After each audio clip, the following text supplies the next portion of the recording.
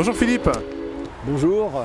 Alors on se trouve place de la Nation à l'arrivée de la 21e traversée de Paris hivernale, l'édition de 2021, vraiment particulière au niveau de la crise sanitaire.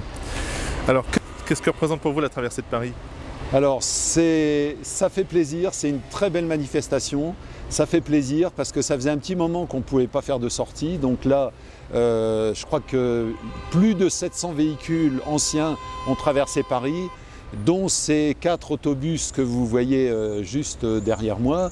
Et je crois que ça fait plaisir à beaucoup de gens et beaucoup de Parisiens. Hein. C'est-à-dire qu'on se rend compte que les Parisiens aiment beaucoup les véhicules anciens. Et ça, c'est très important. Les gens prennent du plaisir dans ces véhicules et on a vraiment un grand plaisir à les transporter dans nos autobus.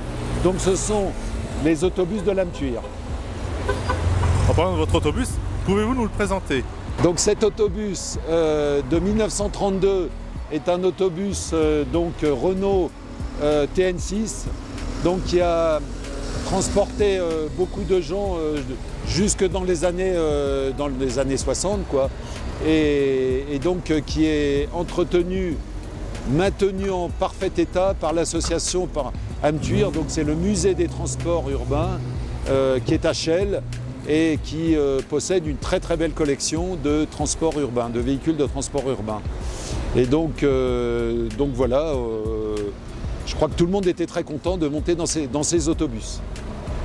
Vous avez quelques anecdotes à nous raconter à ce sujet? Ah oui, alors des anecdotes, on en a beaucoup. En fait, ce sont des véhicules qui permettent de revivre une expérience qu'ont connue beaucoup de gens, leurs parents, leurs grands-parents, hein, qui en effet, l'anecdote bien connue, c'était donc il y a un machiniste, le conducteur, un machiniste, et vous avez un receveur. Et le receveur est là pour permettre aux gens de monter.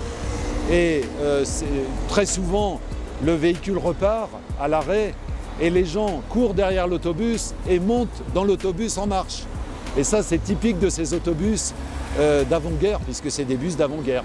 Par la plateforme située à l'arrière? Sur la plateforme à l'arrière, que vous pouvez voir si vous filmez l'arrière du véhicule. Une participation pour vous à la traversée de Paris? Alors la traversée de Paris, ça fait des... C'est unième, mais je ne sais pas si étaient toutes... ouais, c'est la 20e... Oh, quasiment. Hein. Quasiment, on a fait une vingtaine de traversées de Paris avec ces magnifiques autobus.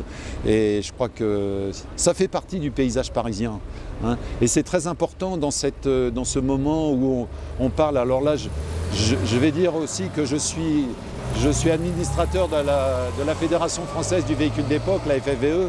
Et aujourd'hui, on travaille sur ces fameuses zones à faible émission que Paris va devenir évidemment.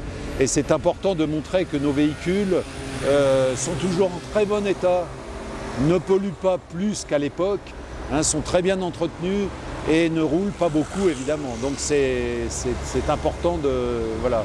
On défend le patrimoine roulant est quelque chose de très important à préserver et à montrer au même titre que le patrimoine bâti.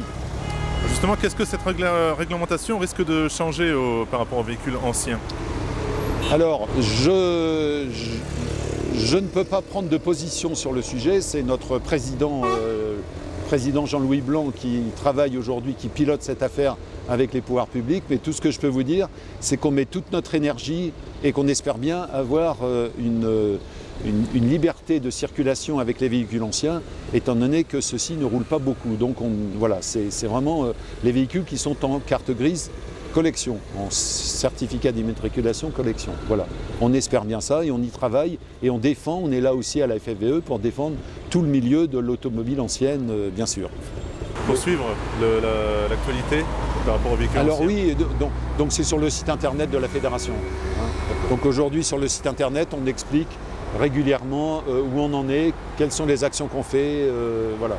Et en particulier sur ces ZFE, vous pourrez trouver sur le site des vidéos de notre président Jean-Louis Blanc qui explique toutes les actions qu'on fait et c'est très intéressant. L'adresse? FFVE.org. Merci Philippe. Voilà.